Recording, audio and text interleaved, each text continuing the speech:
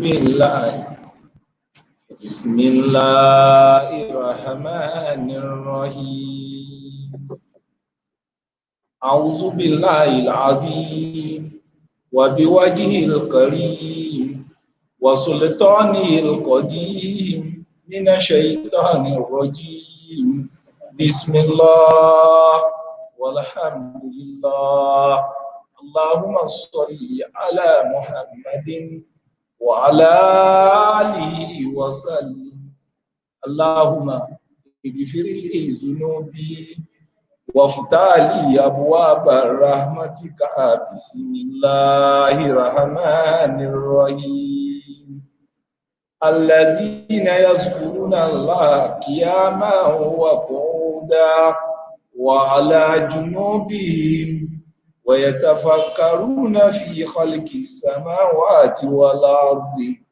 ربنا ما خلقت هذا باطلا سبحانك فقنا عذاب النار ربنا إنك ما تدخل النار فقد أخزيته وما للظالمين من أنصار ربنا إننا سمعنا مناديا ينادي للإيمان أن آمنوا بربكم فآمنا ربنا فاغفر لنا ذنوبنا وكفر عنا سيئاتنا وتوفنا مع الأبرار ربنا وآتنا ما وعدتنا على رسلك ولا تخزنا يوم القيامة إنك لا تخلف الميعاد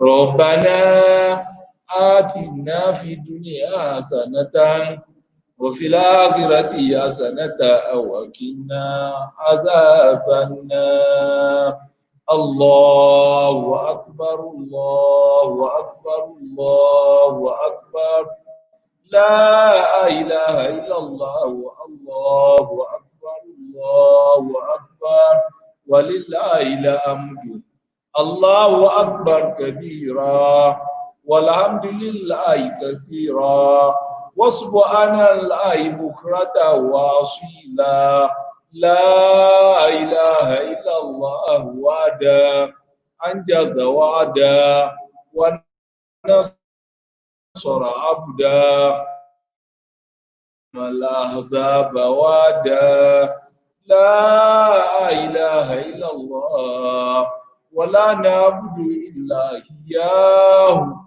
مخلصين له الدين ولو كره الكافرون اللهم صل على سيدنا محمد وعلى آل سيدنا محمد وعلى أصحاب سيدنا محمد وعلى أنصار سيدنا محمد وعلى أزواج سيدنا محمد وعلى ذرية سيدنا محمد وسلم تسليما كثيرا كثيرا الفاتحة ككدادا بسم الله الرحمن الرحيم اجاتوا الحمد لله رب العالمين الرحمن الرحيم مالك يوم الدين إياك نعبد وإياك نستعين اهدنا الصراط المستقيم صراط الذين أنعمت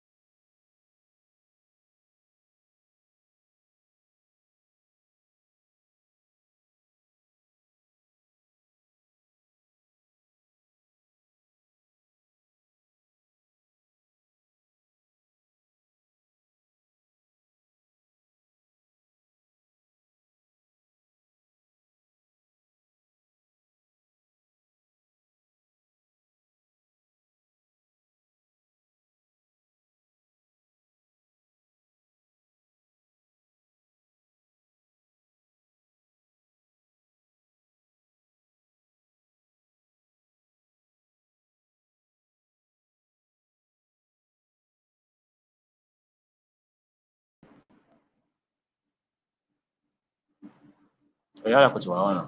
ẹni Yálà kò ti wà wọ́n. ẹgbẹ́ Ọtí jẹ́ padà wọn.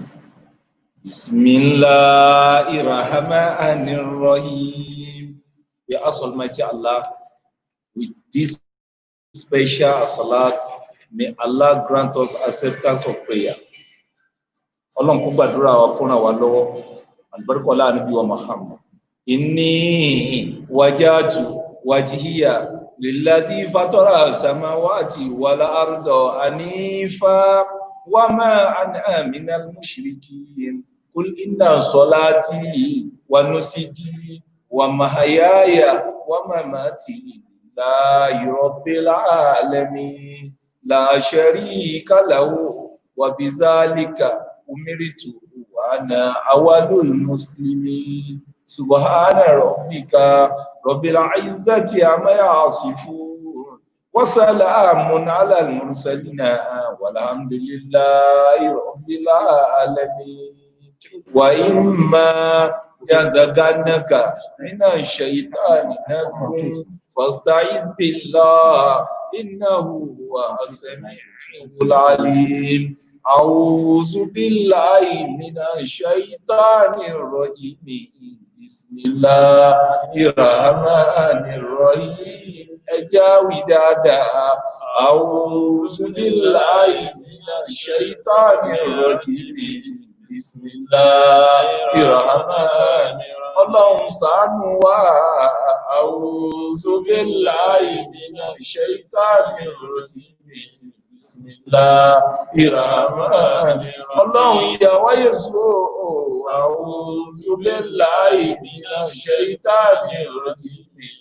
Bismillahirrahmanirrahim. Wa ya qawmi istaghfiru rabbakum ثم توبوا إليه يرسل السماء عليكم مدرارا ويزدكم قوة إلى قوتكم ولا تتولوا مجرمين.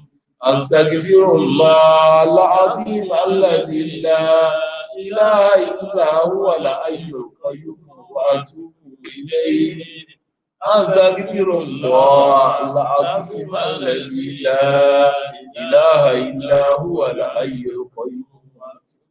Foríjìn wá Ọlọ́run. أستغفر الله العظيم الذي لا إله إلا هو الحي القيوم.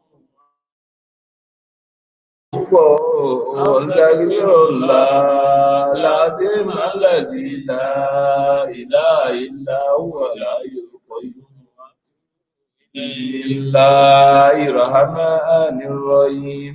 آمن الرسول بما أنزل إليه من ربه والمؤمنون كل آمن بالله وملائكته وكتبه ورسله لا نفرق بين أحد من رسله وقالوا سمعنا وأطعنا غفرانك ربنا وإليك المصير.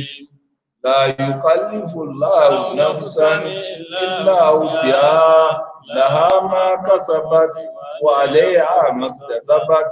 ربنا لا تؤاخذنا إن نسينا أو أخطأنا ربنا ولا تحمل علينا إصرا كما حملته على الذين من قبلنا ربنا ولا تحملنا ما لا طاقة لنا به واعف عنا واغفر لنا وارحمنا واعف عنا واغفر لنا وارحمنا أنت مولانا انصرنا على القوم الكافرين. بسم الله الرحمن الرحيم.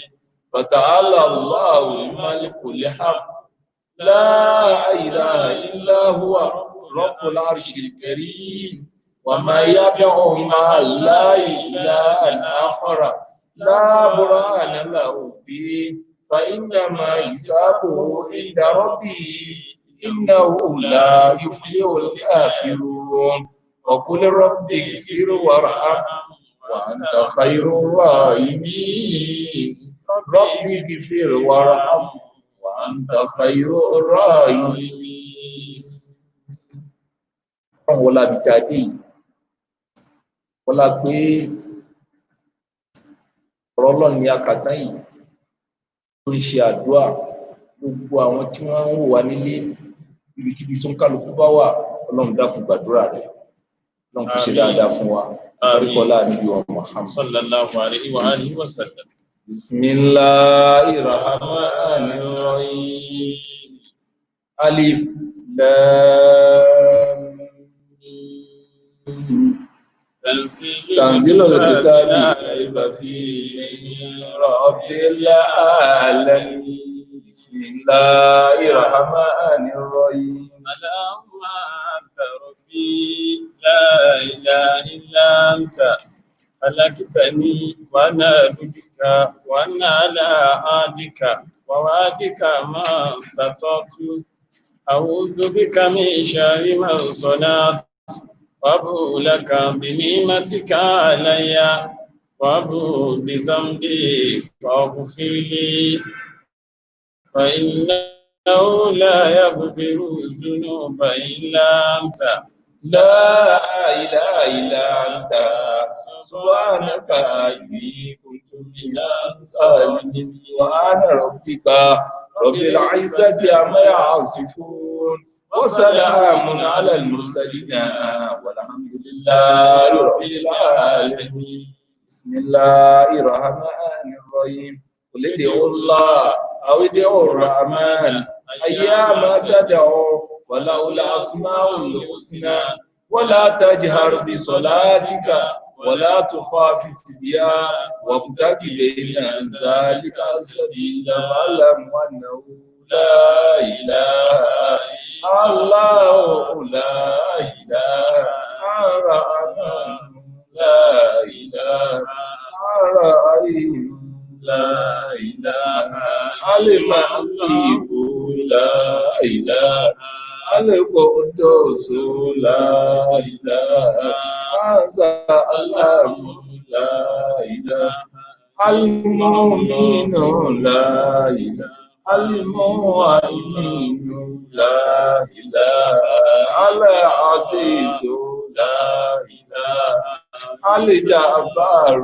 لا إله المتكبر لا إله الخالق لا إله البارئ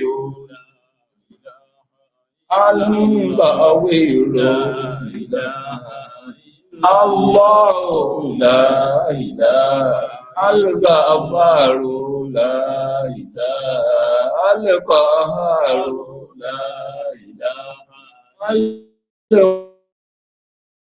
وهب لنا من لدنك رحمة على إله وهب لا إله الفتاه لا الرزاق لا إله العليم لا إله القابض لا إله الباسط لا إله الخافض لا الرافع لا إله المعيذ لا إله المعزل لا السميع لا إله البصير لا إله الحكم لا إله العدل لا إله اللطيف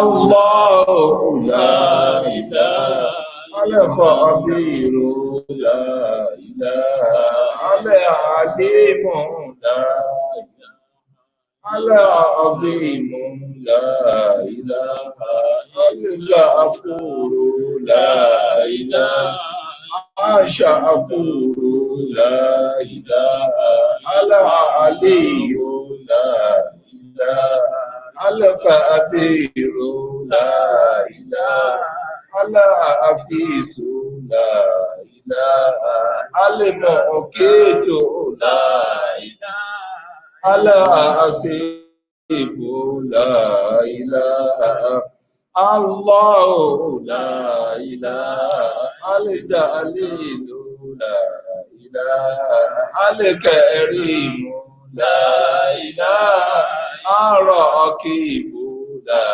إله المجيب لا إله الواسع لا إله الحكيم لا إله الودود لا إله المجيد لا إله البعيس لا إله الشهيد لا إله الله لا إله الحق لا إله الوكيل لا إله القوي لا إله الولي لا إله المتين لا إله الحميد لا إله المحسن لا إله المبدع لا إله المعيد لا إله المحيي لا إله المميت لا إله الله لا إله الحي لا إله القيوم لا إله الواجد لا إله المجيد لا إله الواحد لا إله الأحد لا إله الصمد لا إله القدير لا إله المقتدر لا إله المقدم لا إله المؤخر لا إله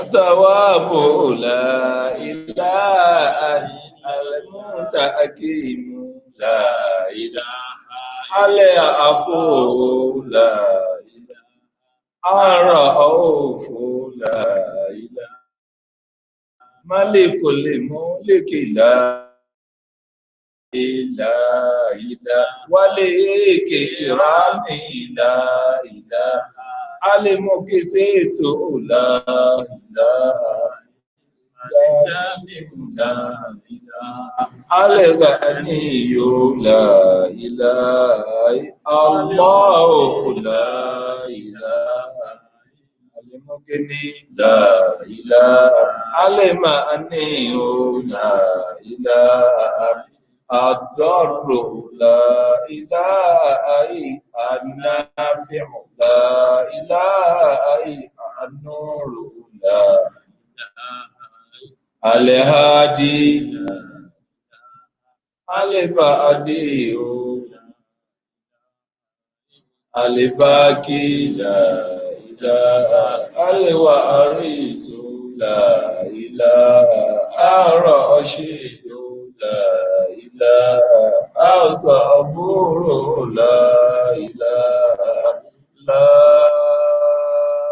إله إلا الله محمد رسول الله صلى الله عليه وسلم سبحان ربك رب العزة عما يصفون وسلام على المرسلين والحمد لله رب العالمين وما من إله إلا الله الواحد القهار رب السماوات والأرض ومن بينهما العزيز الغفار لا إله إلا الله الواحد القهار رب السماوات والأرض ومن بينهما العزيز الغفار لا إله إلا الله وحده لا شريك له له الملك وله الحمد يحيي ويميت وهو حي لا يموت بيده الخير وهو على كل شيء قدير سبحان ربك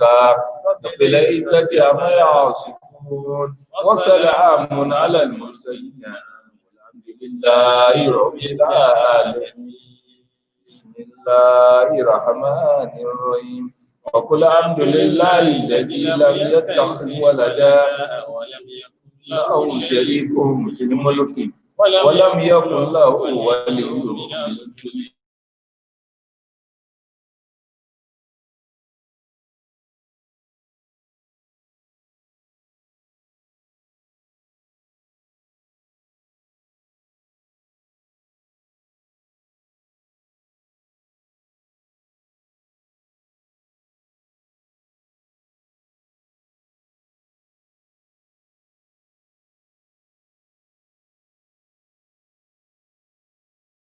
وكبرهم تكبيرا سبحان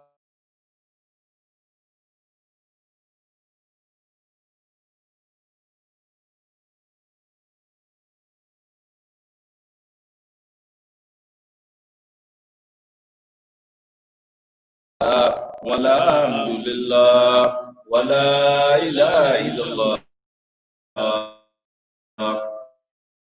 والله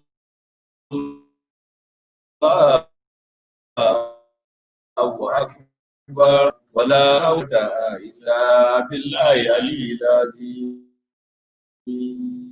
كلمتان خفيفتان على لساني ثقيلتان في الميزان حبيبتان إلى الرحمن سبحان الله وبحمده سبحان الله وبحمده سبحان الله سبحان الله وبحمده سبحان الله ọpẹ́ ló yẹ wá subhanallah wa bihamdihi subhanallah ẹ̀já jọ dúpẹ́ subhanallah wa bihamdihi subhanallah ewé orí igi subhanallah wa bihamdihi subhanallah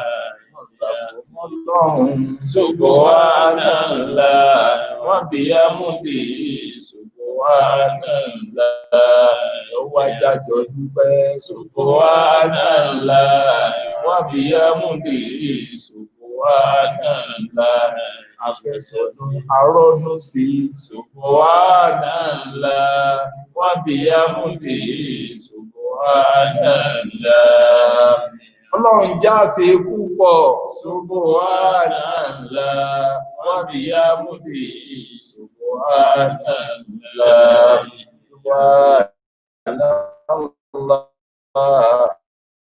وبحمده عدد خلقه ورضا نفسه وزنة عرشه ومداد كلماته سبحان الله والحمد لله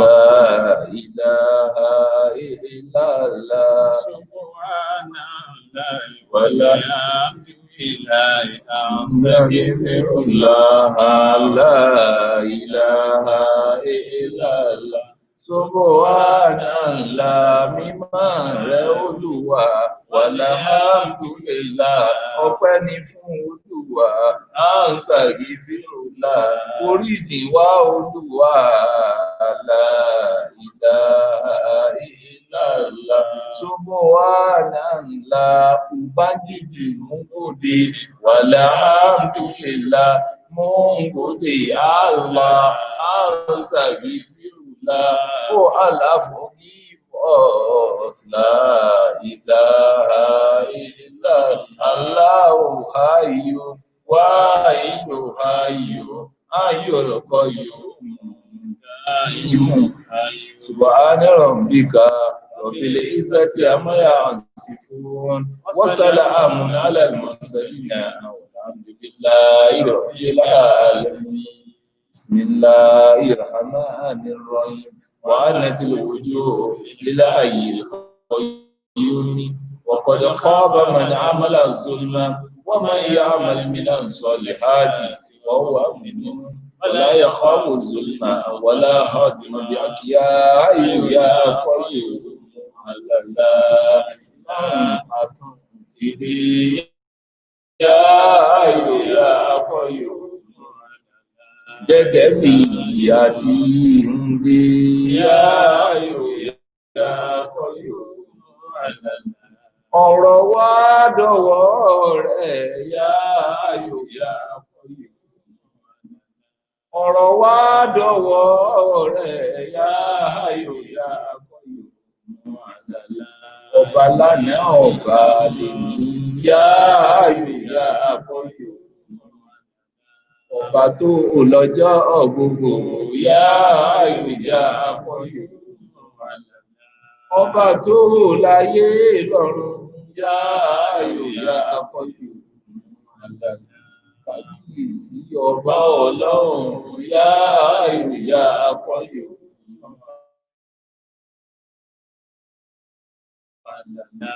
àfiyèsí lọ́ba ayé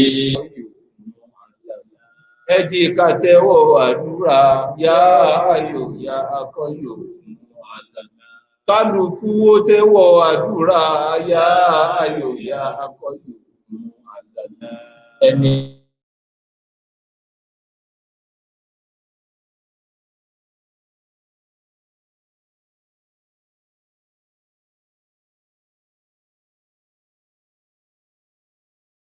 tó yòó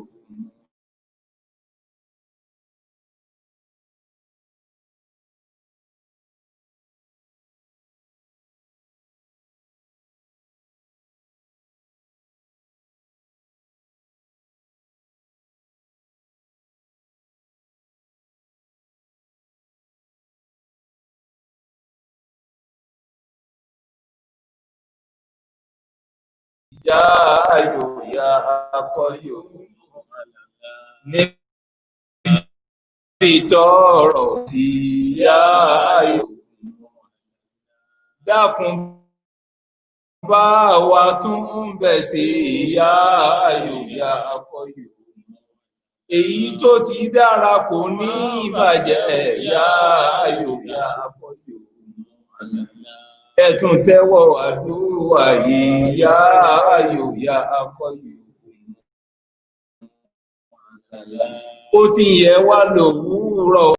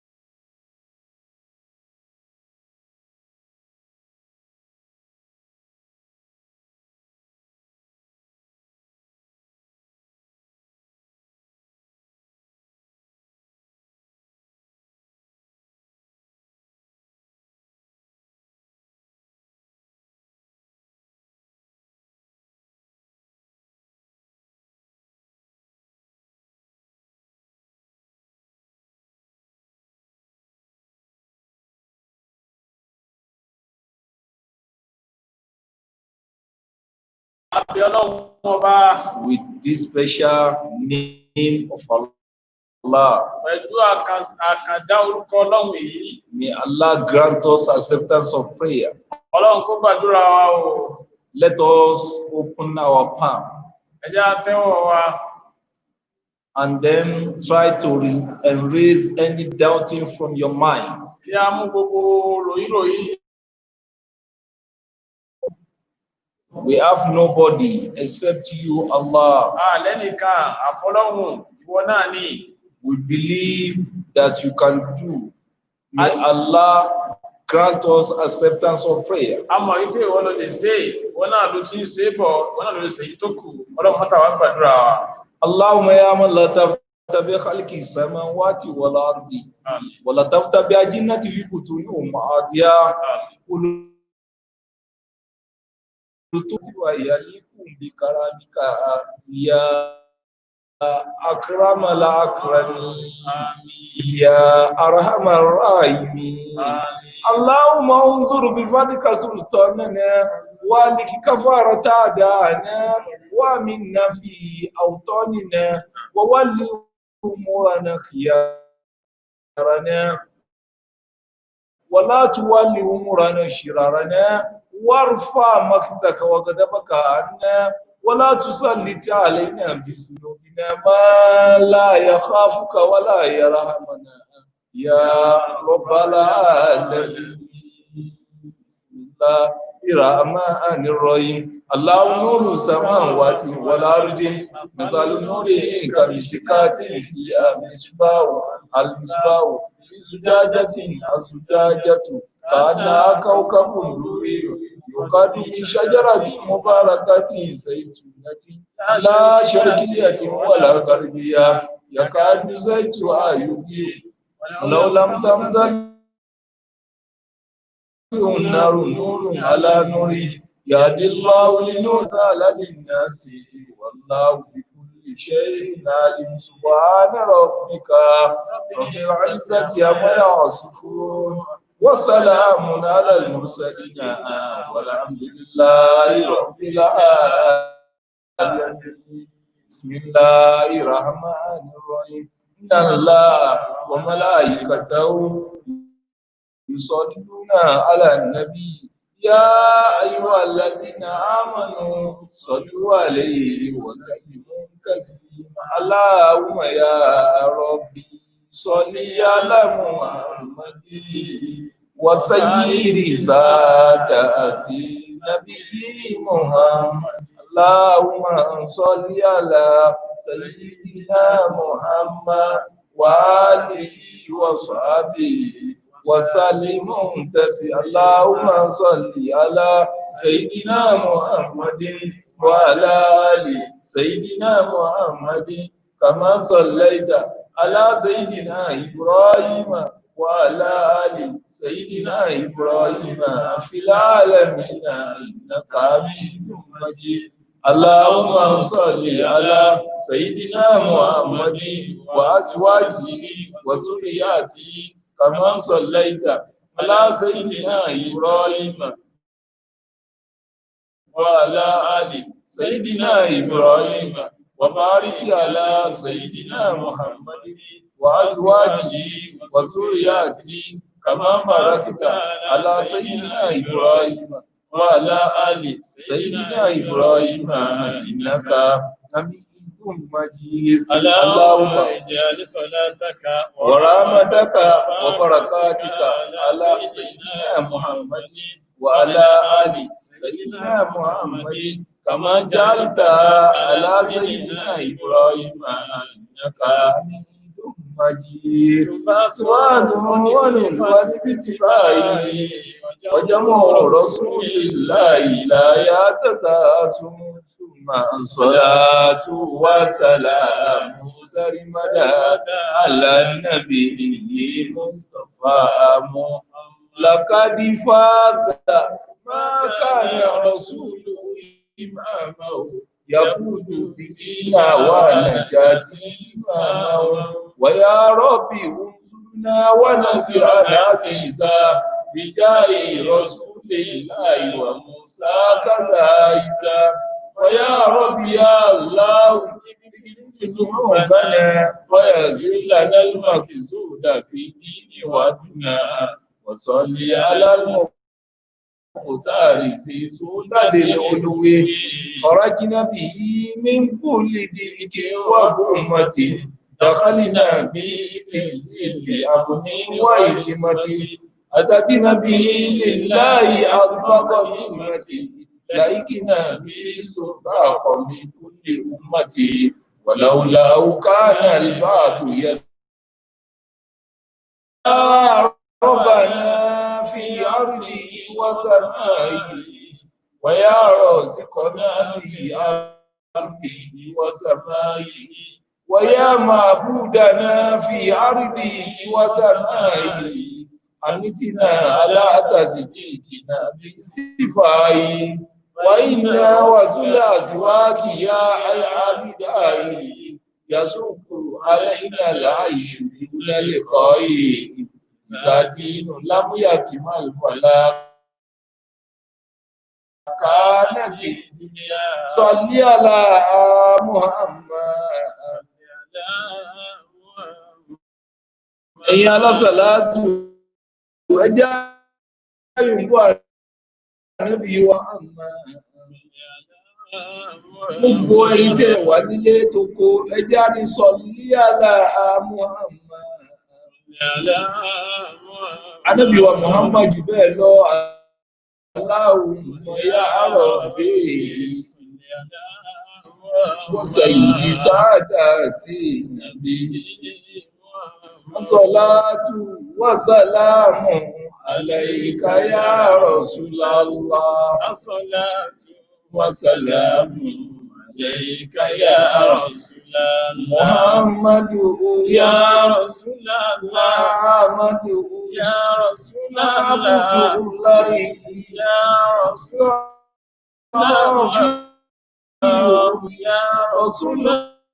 Nabiyullah.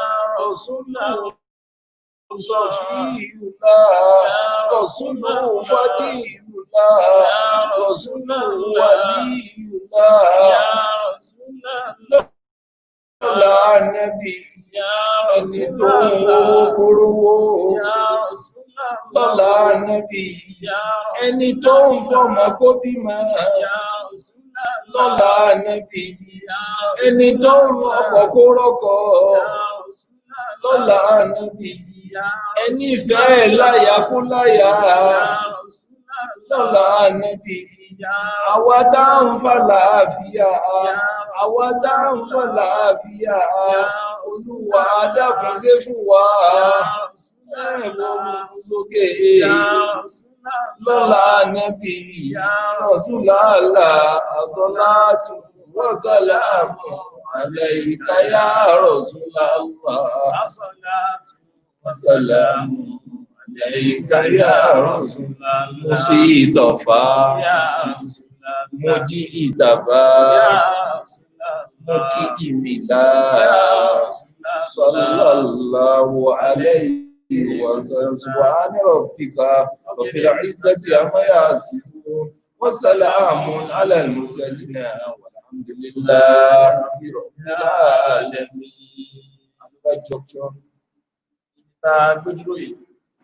To forward our intention to Almighty Allah.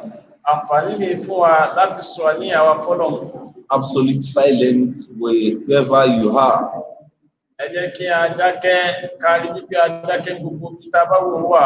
Try to open your palm and join them together. Tẹ́wọ́ wa ká sì pa wọ́n pọ̀ báyìí ká fi wọ́n kára wọn. Believe Allah is beside you. Ká nípa ọ̀pọ̀lọpọ̀ wà pẹ̀lú wa báyìí. And Allah, we have already knocked the door of acceptance. A ti kalẹ̀kùn gbígbàdúrà. We have already knocked the door of acceptance. A ti kalẹ̀kùn gbígbàdúrà báyìí. And we believe Allah has already opened the door.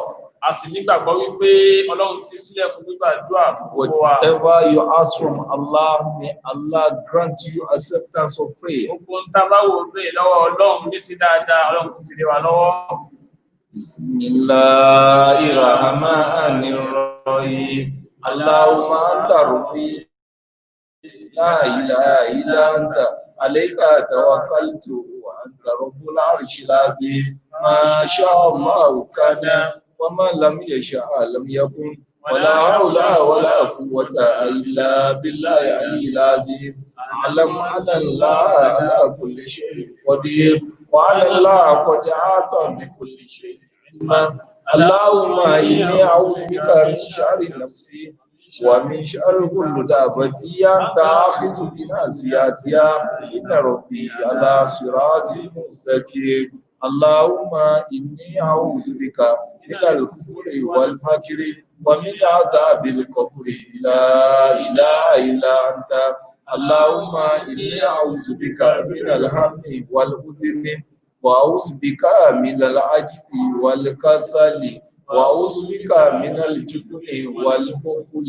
وأعوذ بك من غلبة الدين وقهر الرجال اللهم إني أعوذ بك من قلب لا يخشى ونفس لا يشبع وعلم لا ينفع ودعاء لا يستجاب له اللهم رب الناس عذيب الباس اشفي أنت شافي لا شفاء إلا شفاؤك شفاء لا يغادر سقما وإذ صرفنا إليك نفرا من الجن يستمعون القرآن فلما حضروا قالوا أنصتوا ولما قضي ولوا إلى قومهم منذرين قالوا يا قومنا إنا سمعنا كتابا أنزل من بعد موسى مصدقا لما بين يديه يهدي إلى الحق وإلى طريق يا قومنا أجيبوا داعي الله وآمنوا به يغفر لكم من ذنوبكم ويجركم من عذاب عليم اللهم اصرف عنا الوباء والبلاء Ọlọ́run dákun máa ṣọ́ wa lọ́sàn ní lóru ní Ọlọ́run dákun máa ṣọ́ wa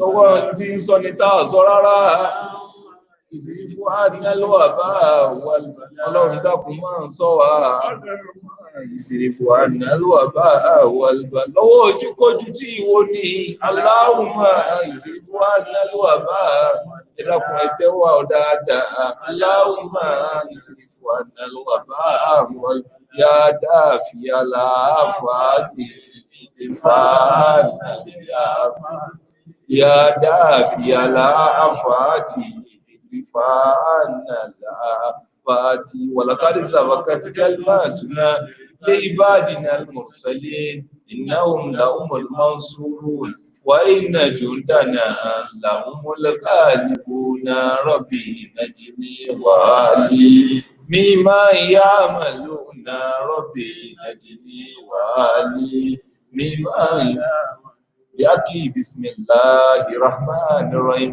اللهم يا أيها يا قيوم يا دافع يا قاهر يا قهار إكار من أردني بدر بقهارك يا من أخرج آدم من الجنة ورده بقول ربنا ظلمنا أنفسنا وإن لم تغفر لنا وترحمنا لنكونن من الخاسرين ويا من ضر أيوب وشفاه بقول وأيوب إذ نادى ربه أني مسني الضر وأنت أرحم الراحمين فاستجبنا له فكشفنا ما به من ضر وآتيناه أهله ومثله معه رحمة منا وذكرى عابدين ويا من جعل دال موسى ونجاه بقول ربنا إنك آتيت فرعون وملأهم زينة وأموالا في الحياة الدنيا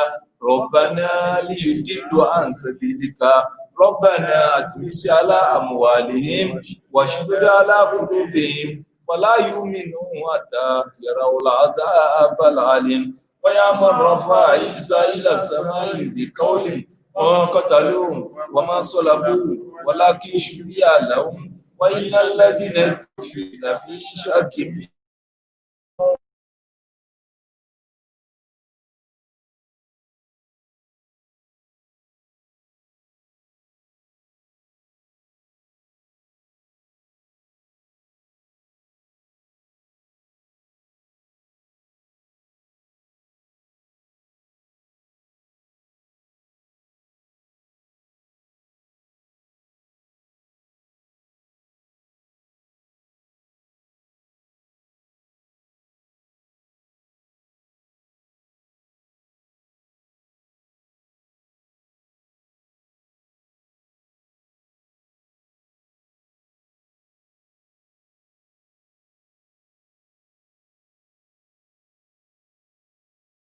نار نموت بقول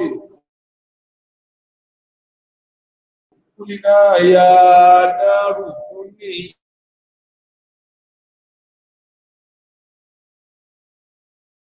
بردا سلمنا يا الله سلمنا يا الله سلمنا يا الله من كل فزع يا الله والحزن هم يا الله والغم يا الله والضر يا الله والشر يا الله والفقر يا الله والمرض يا الله والشقاق يا الله والفسوق يا الله ومن كل شر ومن جميع مصائب الدنيا والآخرة يا أرحم الراحمين ويا من أخرج يوسف من غيابة الجب وزيناه بالحسنى بقول ربي قد آتيتني من الملك وعلمتني من تأويل الأحاديث فاطر السماوات والأرض أنت ولي في الدنيا والآخرة توفني مسلما والحقني بالصالحين يا قديم الإحسان إحسانك القديم يا دائم يا قائم يا كريم حسبنا الله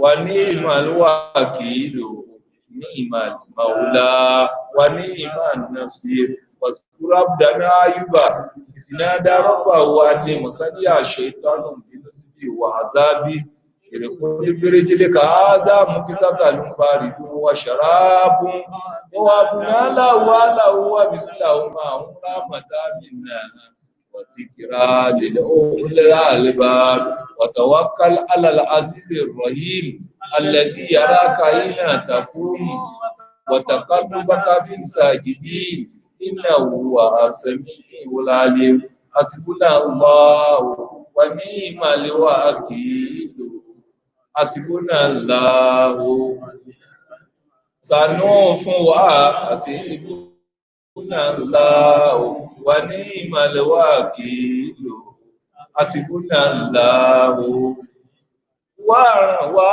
lọ́wọ́ àsìbùnà ńlá wà ní ìmàlẹ́wà kìlò àsìbùnà ńlá allazina qala lahumun nasu innan nasa qad jama'u lakum fakhashawhum wa zadahum imanan wa qalu hasbunallahu wa ni'mal wakeel fanqalabu bi ni'matin minallahi wa fadlin لم يمسسهم سوء واتبعوا رضوان الله والله ذو الفضل العظيم بسم الله الرحمن الرحيم وجاهدوا في الله حق جهاده هو اجتباكم وما جعل عليكم في دين من حرج ملة أبيكم إبراهيم هو سماكم المسلمين من قبل وفي هذا ليكون رسول شهيدا عليكم وتكونوا شهداء على الناس فاقيموا الصلاة وآتوا الزكاة واعتصموا بالله هو مولاكم فنعم المولى ونعم النصير نعم المولى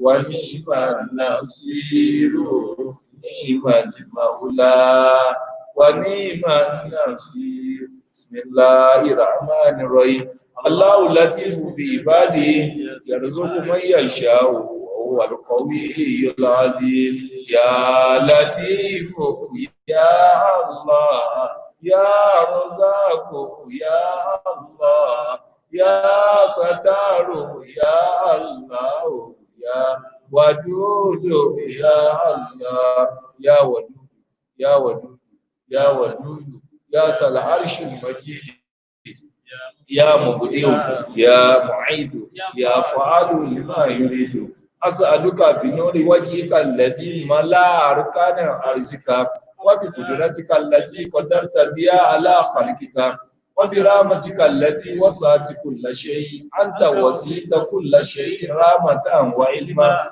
لا إله إلا أنت يا مجيس أغثني يا مجيس أغثني يا مجيس أغثني يا غياث المستغيثين أغثني يا غياث المستغيثين أغثني يا غياث المستغيثين أغثني ربي إني مغلوب فانتصر واجبر قلبي المنكسر ربي لا تكلني إلى أحد ولا تعوجني إلى أحد واغنني عن كل أحد يا ما إليه مستند وعليه معتمد وهو الواحد الفرد الصمد لا شريك له ولا ولد خذ بيدي من الضلال إلى رشد ونجني من كل ضيق ونكد وأفوض أمري إلى الله إن الله بصير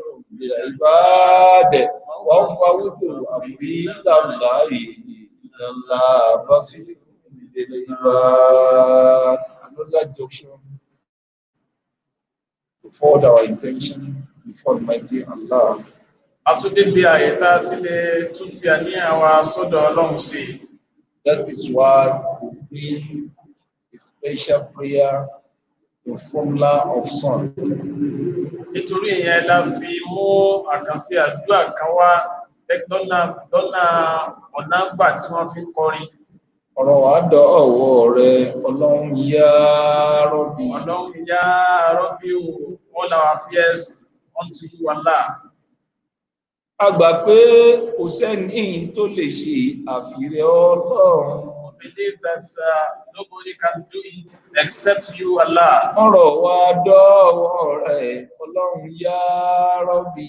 All our fears is unto you Allah. Ẹni tó ń wọ́ mọ́ nínú wa Olúwa ló ń ké sí. Those that are looking for the fruit of the womb, you are the one they are calling upon. Ẹni tó ń wọ́kọ̀ wáyà nínú wa Olúwa ló ń ké pè. Those that are looking for good husband, you are the one they are called unto. Kò sẹ́ni tó lè ṣe àfirẹ́ Ọlọ́run. Nobody can do it for them except you Allah. Ṣé bí wọ́n ló ní ìwà ló ní bùkátà? You are the one that owns us and owns our wishes. Báwa gbọ́ bùkátà wa ń bẹ̀ Ọlọ́run. Báwa gbọ́ bùkátà wa. May Allah grant us all our desires. Èròǹgbà ọkàn wa yóò ṣe déédéé, yóò papọ̀ ọmọ tìyẹ̀ lọ bí ọ. وأفوض أمري إلى الله إن الله بصير بالعباد وأفوض أمري إلى الله إن الله بصير بالعباد يا خالق النفس من النفس يا مخرج النفس من النفس ويا مخلص النفس من النفس يا خلصها ثم سبيلا يسره ثم سبيلا يسره ثم سبيلا يسره بسم الله الرحمن الرحيم يا عين صاد ذكر رحمة ربك عبده زكريا إذ نادى ربه نداء خفيا قال ربي إني وأنا العزم مني وسال رأس شيبا ولم أكن بدعائك ربي شقيا وإني خفت الموالي من ورائي وكانت امرأتي عاقرا وهب لي من لدنك وليا يرثني ويرث من آل يعقوب واجعله ربي رضيا أعوذ بكلمة الله التامة من غضبهم وشر عبادهم ومن همزات الشياطين وأن يحضرون بسم الله الذي لا يضر مع اسمه شيء في الأرض ولا في السماء وهو السميع العليم اللهم لا مانع لمن أعطيت ولا معطي لمن منعت ولا رد لمن قضيت ولا ينفع ذا الجد منك الجد ربي زدني علما ربي زدني علما ربي زدني علما اللهم إني عبدك وابن عبدك وابن أماتك ناصيتي بيدك ماض فيها حكمك عدل فيها قضاؤك أسألك بكل اسم هو لك سميت به نفسك أو أنزلته في كتابك أو علمته أحدا من خلقك أو استأثرت به في علم الغيب عندك أن تجعل القرآن ربيع قلبي آمين ونور صدري آمين وجلاء حزني آمين وذهاب همي آمين وابدل في مكاني فرا ربنا سلامنا أنفسنا وإن لم تجد لنا وترحمنا لنكونن من الخاسرين ربنا لا تزغ قلوبنا بعد إذ هديتنا وهب لنا من لدنك رحمة إنك أنت الوهاب آمين بسم الله الرحمن الرحيم الحمد لله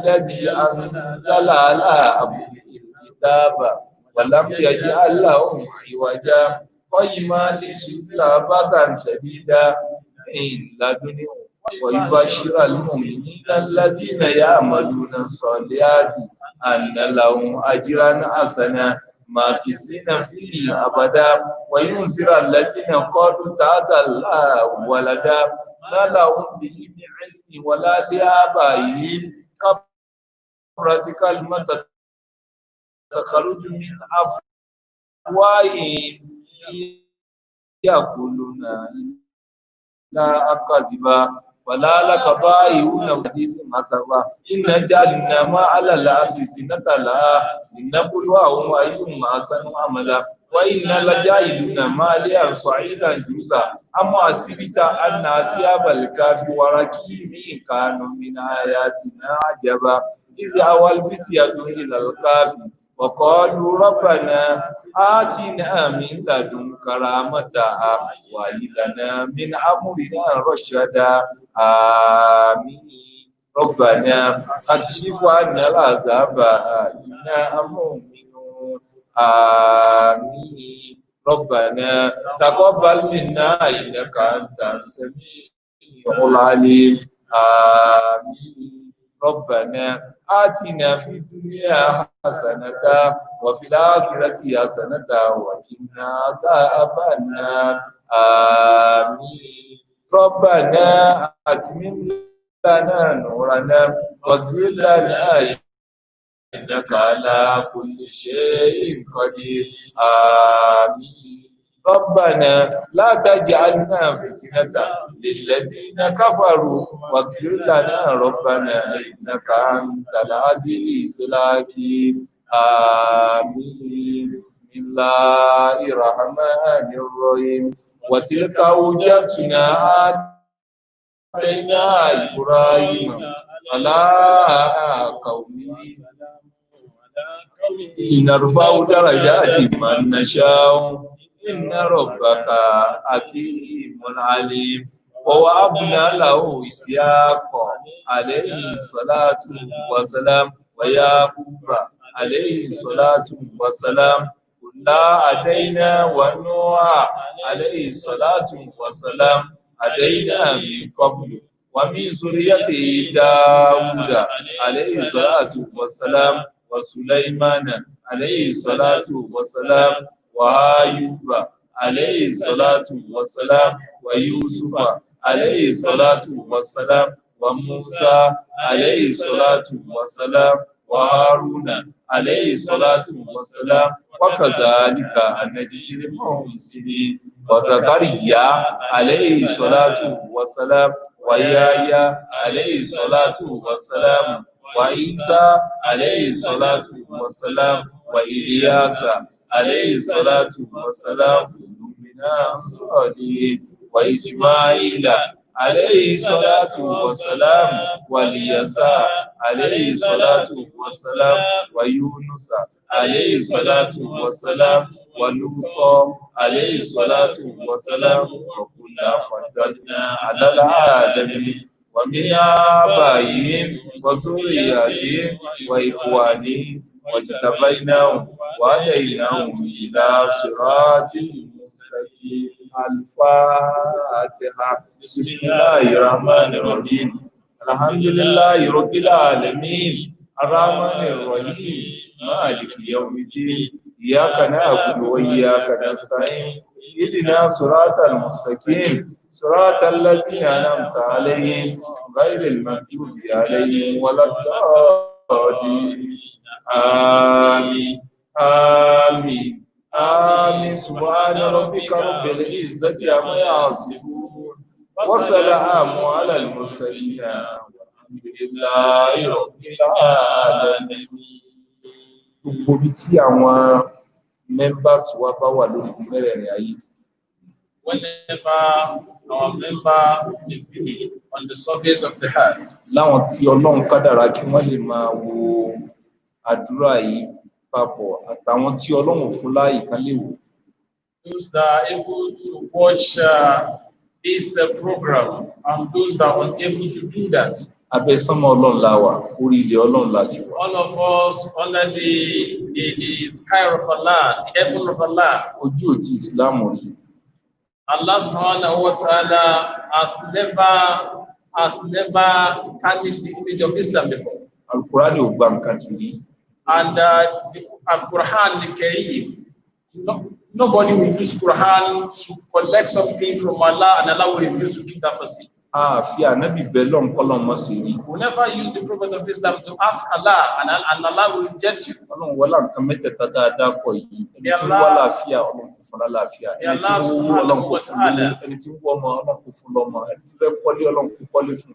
Ẹni tí ń wọ́kọ Ọlọ́run kò fún lọ́kọ. Ẹni tí ń wáyà Ọlọ́run kò fún láyà. Gbogbo ibikíbi tá a bá wò wá àìsàn burúkú yìí Ọlọ́run ní yóò kàn wá. May Allah subhanahu wa ta'ala, for the sake of these important 3 things, the Prophet Muhammad, the Quran, and Islam. May Allah subhanahu wa ta'ala grant us all our heart's desire. Those that are looking for good health, may Allah give them. Those that are looking for money, may Allah provide it for them. Those that are looking for whatever your intention may be in the desire of Allah, may Allah grant us our heart's desires. Wọ́n jẹ́ àjọ tí wọ́n báyìí, àjọ kàfátíà, áyà kọ̀ọ̀kan pẹ̀lú bísímìlá. Àwọn àgbàlagbà máa ń kà bẹ́ẹ̀. Bí wọ́n bá ka áyà kọ̀ọ̀kan pẹ̀lú bísímìlá, àwọn àgbàlagbà máa ń kà bẹ́ẹ̀. Ọlọ́run kó wọlá Suratul Fatiha yìí. Gbogbo tá a tún wá lè sọ jáde nínú àníyàn wa, Ọlọ́run dákun tí ó sì déédéé. Ìta lè sọ jáde táyé mọ̀ wá mọ̀, Ọlọ́run dákun fi lé wa lọ́wọ́. Ọlá bismillahir rahmanir rahim. Alhamdulillahi rabbil alamin. Bismillahir rahmanir rahim. Ar-Rahmanir Rahim. Bismillahir Rahmanir Rahim. Maliki yawmiddin. Bismillahir Rahmanir Rahim. Iyyaka na'budu wa iyyaka nasta'in. Bismillahir Rahmanir Rahim. Ihdina siratal mustaqim. Bismillahir Rahmanir Rahim. Siratal ladzina an'amta 'alaihim. Bismillahir Rahmanir Rahim. Ghayril maghdubi 'alaihim waladdallin. Àmín. Sharia permit wa tí yẹn bá ṣàdúrà báyìí kò fi rárá. Islam fọwọ́ sí.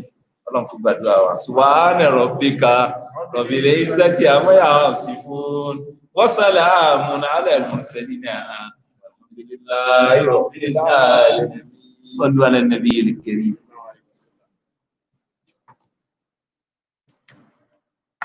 Ìṣe súnà ní kí n kọ́ mójú ọ. Ìṣe súnà ní kí n kọ́ mójú ní ọmọ sàgbà.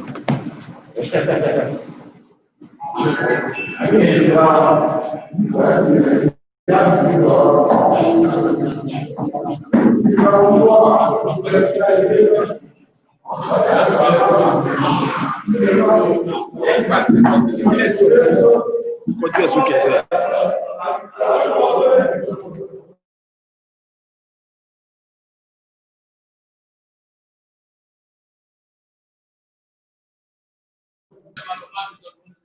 Bismillahirrahmanirrahim. Assalamu alaikum warahmatullahi wabarakatuh. From Kaduna, Nasfat. Today, as part of our discussion in continuing with COVID-19, we are still going to discuss COVID-19 as it relates to the reopening of our schools. And like we said as an introduction in previous times, it's a virus, that's COVID-19, is a virus that spread through droplets released when the infected person coughs or sneezes. The person can also be infected with the new coronavirus when it's in close contact with an infected person within the range of 2 meters apart. That is why we advise social distancing. Infection can also be spread by touching a surface that an infected person coughed or sneezed on. What are the best ways to avoid COVID-19 infection? We must ensure that our students and teachers wash their hands frequently. 2, we should show our students how to cough or sneeze into tissues or cough into their elbow like this. We must always clean and disinfect their premises, very often the school premises particularly. And where possible, we should always advise to run shifts, maybe morning and afternoon shift for the schools. 5, we should encourage sick students and teachers to stay home, not to come to school, so that they cannot infect other persons. How can we prevent COVID-19? The best way is to avoid being in close contact or exposed to the virus by following the basic respiratory hygiene measures.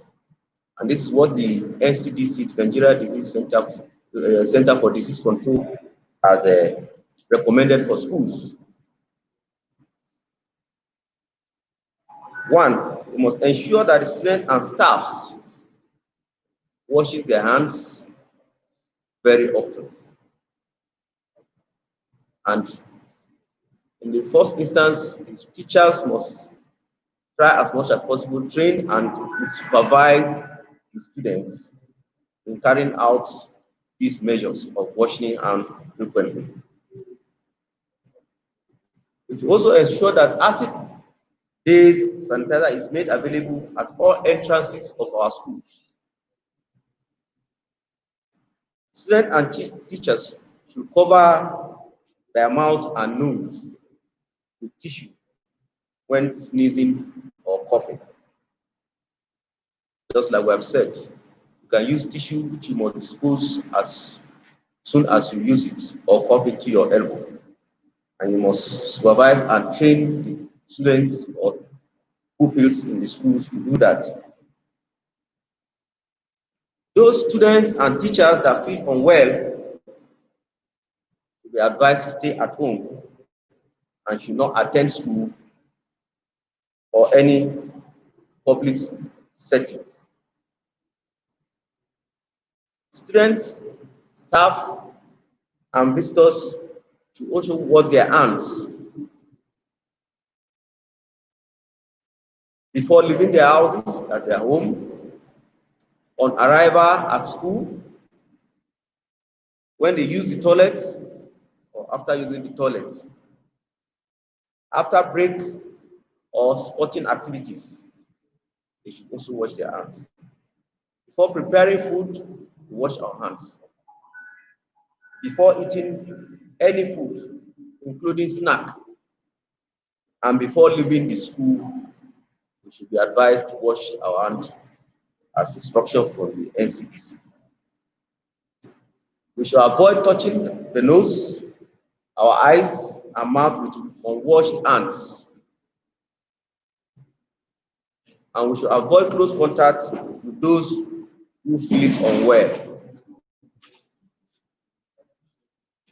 The school should be cleaned and disinfected frequently as much as possible, including the surfaces that we have touched in or around the school.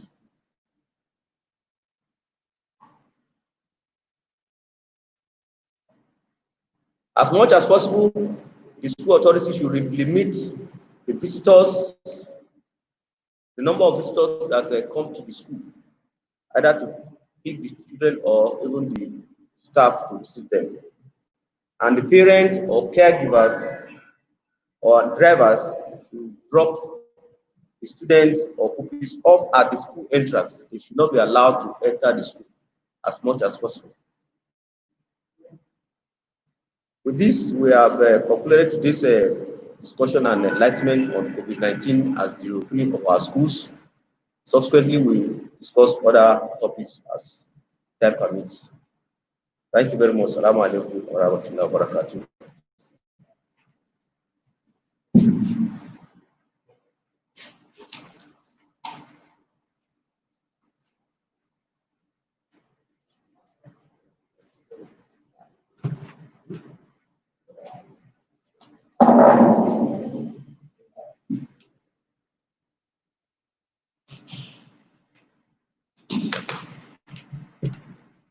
This is Quran recitation. It's also part of our program, known in Nasfat as Tankara. Inshallah, the surah we are going to recite today is chapter 89, Surah Al-Fajr. Inshallah. Immediately after the recitation, the translation, the meaning, and the lessons of the recitation will come up, inshallah. أعوذ بالله أنت السميع العليم من شماتة الأعداء ومن ضعيف الإيمان ومن غلبة الدين من الشيطان المريد الرجيم بسم الله الرحمن الرحيم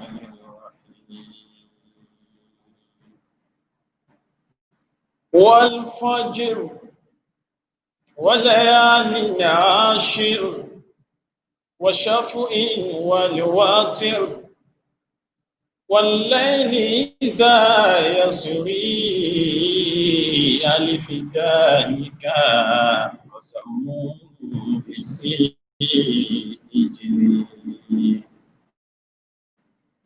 والليل إذا يسري هل في ذلك قسم لذي حجر ألم تر كيف فعل ربك بعاد إرم ذات العماد التي لم يخلق مثلها في البلاد التي لم يخلق مثلها في البلاد وثمود الذين جابوا صخرا بالواد وفرعون ذي الأوتاد وفرعون ذي الأوتاد الذين طغوا في البلاد فأكثروا فيها الفساد فصب عليهم ربك صوت عذاب إن ربك لبالمرصاد فأما الإنسان إذا ما ابتلاه ربه فأكرمه ونعمه فيقول ربي أكرمني وأما إذا ما ابتلاه فقدر عليه رزقه فيقول ربي أهانن كلا بل لا تكرمون اليتيم ولا تحاضون على طعام المسكين وتأكلون التراث أكلا لما وتأكلون التراث أكلا لما وتحبون المال حبا جما كلا إذا دكت الأرض دكا دكا وجاء ربك والملك صفا صفا وجيء يومئذ بجهنم يومئذ يتذكر الإنسان وأنى له ذكرى يقول يا ليتني قدمت لحياتي فيومئذ لا يعذب عذابه أحد ولا يثق وثاقه أحد يا أيتها النفس المطمئنة ارجعي إلى ربك راضية مرضية فادخلي في عبادي وادخلي جنتي صدق الله العظيم. Allahu Akbar. We thank Allah subhanahu wa ta'ala. First of all, may Allah bless the reciter of this Quran with this such voice and beautiful voice. Ameen. And may Allah bless all the listeners. Ameen. As said before, we are reciting, translating, and giving the meaning of Quran chapter 89 from the first verse to the last verse, inshallah. This is Surah Al-Fajr, which means the surah, the chapter of the dawn. Inshallah, I am going to translate as it was recited, and then give the interpretation. In the name of Allah, most benevolent, ever merciful. By the dawn and the 10 nights,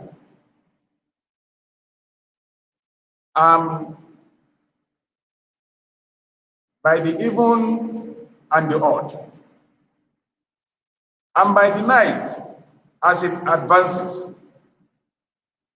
Is there not an evidence in this for those who have sense? Have you not seen what your Lord did to the Ahad of Iran with lofty pillars erected as signposts in their deserts? The like of whom we are never created in the realm. And with Thamud, who carved rocks in the valley, and the mighty Pharaoh, who terrorized the region and multiplied corruption. So your Lord poured a scourge of punishment over them. Your Lord is certainly in wait. As for man, whenever his Lord tries him and then is gracious and provides good things for him, he says, my Lord has been gracious to me. But when he tries him by restraining his means, he says, my Lord despises me. My Lord humiliates me. No, in fact, you are not generous to the orphans, nor do you urge one another to feed the poor, and you devour others' inheritance greedily, and love wealth with all your heart. Surely, when we poured when we pound the earth, when we pound the earth to powder, grounded, pounded to dust, and comes your Lord, and angels row on row, and hell is brought near. That day will man remember, but of what avail will then remembering be? He will say, alas, the woe, would that I had heard something in my life. No one can punish as he will punish on that day, and no one can bind as he will bind. O you tranquil soul, return to your Lord, well pleased and well pleasing him. Enter then among my servants, or enter then among my votaries. Enter then my garden. Allahu Akbar. This is the direct translation of Quran chapter 89. Now, talking about the meaning and lesson of this chapter. This is a very great message, a very serious message to every one of us. In fact, it is a direct message from Allah to the entire mankind. Allah wants us in different ways. Because this warning we have to precede before his punishment comes. May Allah save us from his punishment. This is one of the chapters that conveys the message of Allah as it concerns the punishment to be meted out to those who disobey Allah, and as it concerns the past men who have done evil and what was the consequence of their action, and also the action of those who believe in Allah and those who did good deeds, and what was the consequence of their own action. Each of these has its own consequences. If you do good, your consequence is Al-Jannah, and that was why Allah ended it in that lofty manner.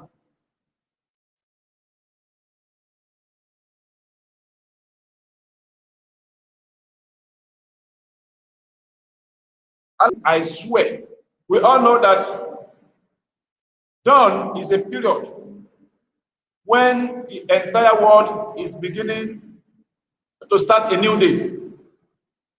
When the night is already retiring and the day is coming up.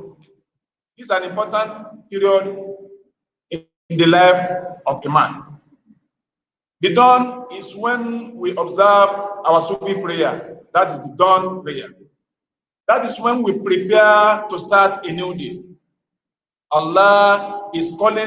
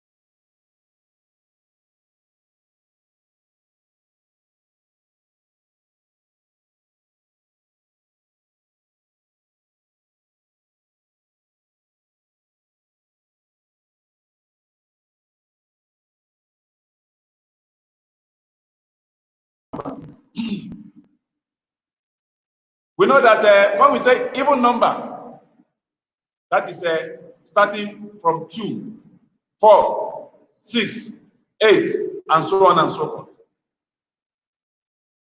This even number has a great significance in our life. We have man, we have woman. We have old, we have young. We have heaven, we have earth.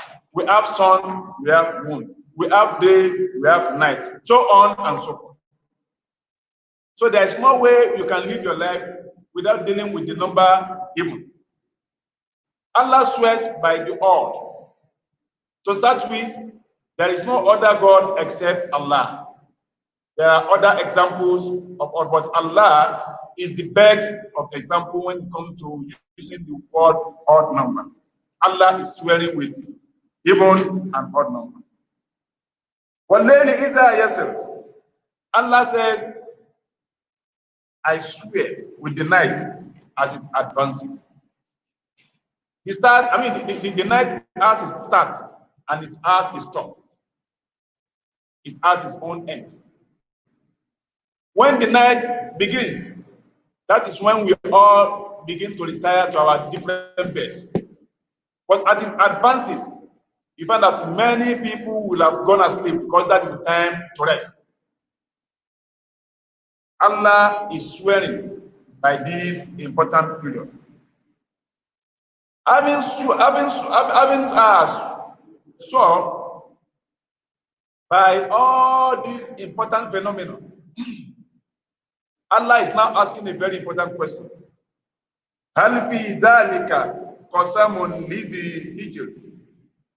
In all this that we have used to swear, in all this phenomenon that we have used, we have called to witness, is there not an evidence in this for those who have sense?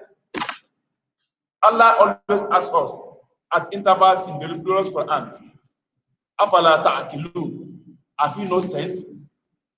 It calls our attention in terms of using our sense to deeply reflect on all that He says in the Quran.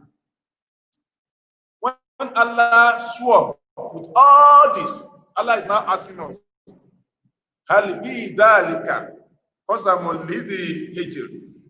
in all this that we have said, do you think we are going to swear just for swearing's sake? Do you think I'm going to swear with all these big phenomena? Is there not an evidence in this for those who have sense? Allah continues. If Allah is calling our sense, our attention to an event like that, it means He wants to recall, or He wants to make a recall to important events that had happened before. Allah says, Alam tara kayfa fa'ala rabbuka bi'ad. Have you not seen what your Lord did to Ad, the people of Ad? These were the people that Allah blessed. They were very strong. They were people to reckon with. Allah gave them everything and Allah gave them conditions.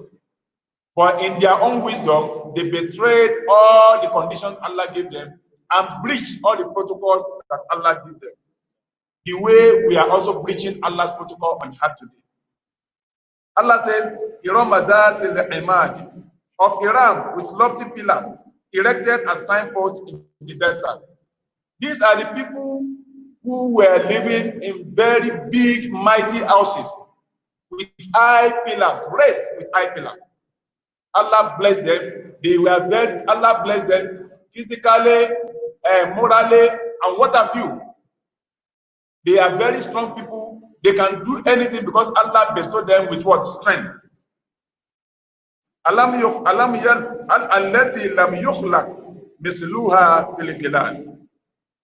like of whom we are never created in the realm. Allah is telling us that those kind of people had never been created. They were very strong. They were so powerful. They could do anything. If they want to eat anything now, it doesn't take them 10 minutes because Allah has granted them the wisdom and the power to do so. Very strong, very tall and giant. and Allah made a lot of things easy for them. But they misuse all the opportunities that Allah gave them. And Allah dealt them with a big blow. If Allah deals with anybody, even the remnant of that person, you are not going to see. So that is why Allah is warning you. Before you misbehave, obey me so that you don't misbehave. Because when you misbehave and I deal with you, it will be the deadliest blow ever. Allahu Akbar. وَثَمُودَ الَّذِينَ جَابُوا الصَّخْرَ بِالْوَادِ. Allah is also calling our attention to the people of Thamud who cut rocks in the valley. These were the people that we can refer to as the first miners, those who did mining in the past. Allah gave them the power to carve out rocks in the valley. We can also refer them to as the first sculptors, those who could carve anything out of the rock and transform the product to other things. Allah gave them the power to use their hand to go to the rock and carve it out the way you squeeze bread. That's the closest example I can give. The way we squeeze bread. Now, if you take a bread, you squeeze it. The way you squeeze it, Allah gave them the power to squeeze rock the way we squeeze bread. Can you see? That is the big blessing from Allah. But they also did what? They betrayed Allah. They betrayed Allah and breached all the protocols of Allah, the way we are also breaching the protocol of Allah today. Allah now gave the example of somebody that Allah himself referred to as mighty that time. Allah said, "What Fir'auna zil awtad," and the mighty Fir'aun, mighty Pharaoh. There was a time that Fir'aun regarded himself, he called himself, he said, "Ana rabbukumul a'la," I'm your Lord so high. And nobody could challenge him that time because he was bestowed with so much power. Allah is now giving an account of what happened, the kind of power that Allah gave Pharaoh. Allah says, "What Fir'auna zil awtad," and the mighty Pharaoh. Alladhina tagaw fil bilad, who terrorized the region, the way people are terrorizing our land now. There are many ways you can terrorize land. You can terrorize using your gun. You can terrorize using your knowledge that Allah has given you. You can terrorize using technology, the knowledge of technology that Allah has given you. Many people are using the knowledge of telecommunication to perpetrate what you call now cybercrime. People are now terrorizing in so many ways. The latest form of terrorism now is rape. People are now raping minors, very small children, ranging from even 10-month-old, 3 years, 6 years, 10, 12 years. Some people are so wicked, are so unscrupulous to the extent that they are even raping 80-year-old, 70-year-old women. So the way we are terrorizing, many of us are terrorizing the world now. People are terrorized the world before them. And Allah is giving the account of what they did and how Allah dealt with them. So it's a lesson for us too, that whatever we do, Allah is coming. We are going to read it here. Alladhina tagaw fil bilad, who terrorized the region. Whoever is terrorizing the land in one way or the other, please stop. Because if you do not stop, Allah is going to deal you a deadly blow the way he did to those who are past, like Fir'aun. فَأَكْثَرُوا فِيهَا الْفَسَادَ, and multiplied corruption. They multiply corruption on the land the way we are also multiplying corruption on the land now. Somebody can take a pen. Instead of writing 10, it can make that 10 to become 10 billion. 10 number 10. You now make it to become 10 billion. And they will now embezzle it. Resources that are meant for the entire population will now go to the pockets of the few. That is one of the ways we are entrenching corruption in the land. Allah abhors corruption. Allah hates corruption. Allah punishes corruption. Any act of corruption that we are engaging in now, we should know that Allah does not want it, and Allah is going to deal us a deadly blow, whoever is involved in it, the way He dealt with those who did it before. فَصَبَّ عَلَيْهِ رَبُّكَ صَوْتَ عَذَابٍ. فَصَبَّ عَلَيْهِ رَبُّكَ صَوْتَ عَذَابٍ. So your Lord poured a scourge of punishment over them. Can you see? When they were doing it, Allah was watching them as if He didn't see them. After several warnings, after several admonitions, they refused to listen to the word of Allah, the way we are also very stubborn to the message of Allah today. Allah now poured, Allah says, so your Lord poured a scourge of punishment over them. When we say pour, when somebody pours something, that is something coming repeatedly. A lot of varieties of punishment being poured on them. Sickness, a lot of other punishment. Look at the way Allah is punishing the entire world now. If we say this pandemic is a trial from Allah, we may be correct. But we may also be correct to say that it is a punishment for all our past deeds. Look at the way this scourge is dealing with the entire world. Let me tell you, this is the slightest punishment from Allah. This is just one of the slightest punishment from Allah. That Allah save us from further scourge of this coronavirus. Allah says, "Inna rabbaka labil mirsad." Whatever you want to do, whatever evil you want to perpetrate, continue. Amma inna rabbaka labil mirsad. Your Lord is certainly in wait. Allah is waiting for you. Allah is laying sick for you, because we are going to enter into His trap one day. فَأَمَّا الْإِنسَانُ إِذَا مَبْتَلَاهُ رَبُّهُ فَأَكْرَمَهُ وَنَعَّمَهُ فَيَقُولُ رَبِّي أَكْرَمَنِ. Allah is now describing the general characteristic of a man.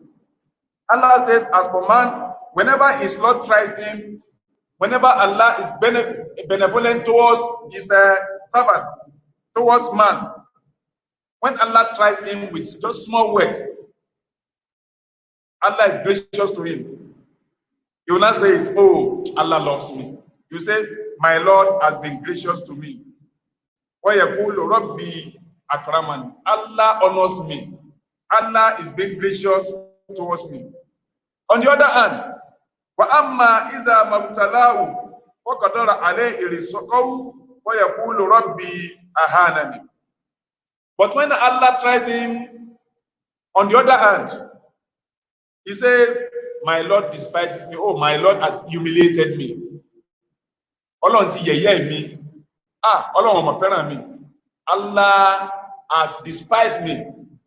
He has forgotten when Allah tried him with what? He said Allah loves him. Why don't you thank Allah for trying you and be patient? Allah says, when I try you, you have to endure it. When you endure it, Allah will turn your Allah will bless you later, because it's a trial. That means you have passed, and Allah will promote you. Kalla balla tukrimuna al-yatima. But from your own end, Allah said, no, in fact, you are not also generous to the orphan. How many of us take care of orphans in our community, in our family, in our nation? How many of us do we even care as if we know that orphans are around us? وَلَا تَحَدُّونَ عَلَى طَعَامِ الْمِسْكِينِ. Nor do you urge one another to feed the poor. We have a lot of poor people. Poverty is surrounding us.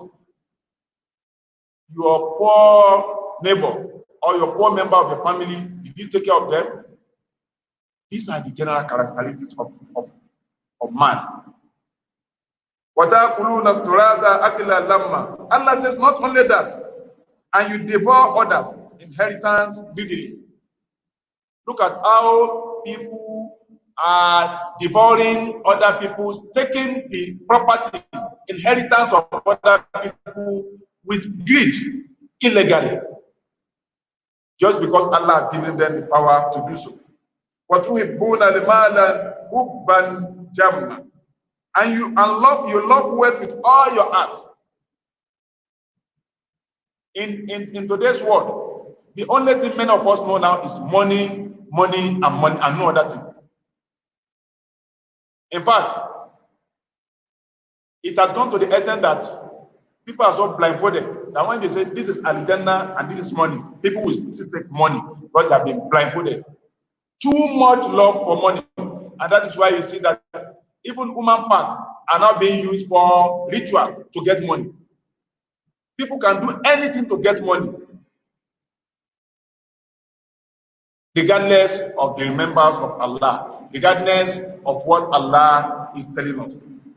Allah now says, Kalla iza dukkatil ardu dakkan dakka. Surely, when we pound the earth to powder, pounded to dust. Allah is reminding us that a day is coming when the entire earth where we live will be pounded, the way you pound your what? Your pounded yam inside with the butter. The way you pound your pounded yam, Allah is going to pound the entire. That is when Allah is going to say, it is time for the world to come to an end. Allah is going to pound the entire earth, and it will be pounded to dust. Allah says, Kalla iza dukkatil ardu dakkan dakka. Surely, when we pound the earth to powder grounded, it will be pounded to dust. وَجَاءَ رَبُّكَ وَالْمَلَكُ صَفًّا صَفًّا. That is the Allah is talking about the day of judgment. When Allah will come, Allah says, and comes your Lord, and the angels row on row. Allah will come with all his mightiness. Allah will come with all his angels and ask them to lie in row by row, the way our children lie in assembly at school or in madrasa, when they will stand row by row. All of us will be surrounded by all these angels, and we have nowhere to move to. We have nowhere to run to. Allahu Akbar. وَجِيءَ يَوْمَئِذٍ بِجَهَنَّمَ يَوْمَئِذٍ يَتَذَكَّرُ الْإِنسَانُ وَأَنَّى لَهُ الذِّكْرَ. And hell will be brought near. Allahu Akbar. Allah will bring the Jahannam, the fire of the hell of Jahannam, the fire of Jahannam. Allah will bring it near. That day, man will remember. He will now remember his sense that he has lost will now come back to him. But Allah says that will not avail him again of anything. That remembrance will be useless on that day. It will be useless for him to remember that. It will be too late. That is what we call too late regret. Regret that is too late. Yakulu ya laytani qaddamtu li hayati. And man will be saying on that day, oh, I'm unfortunate today. Allah is the whole. And I know. That is when and I know will now come to play.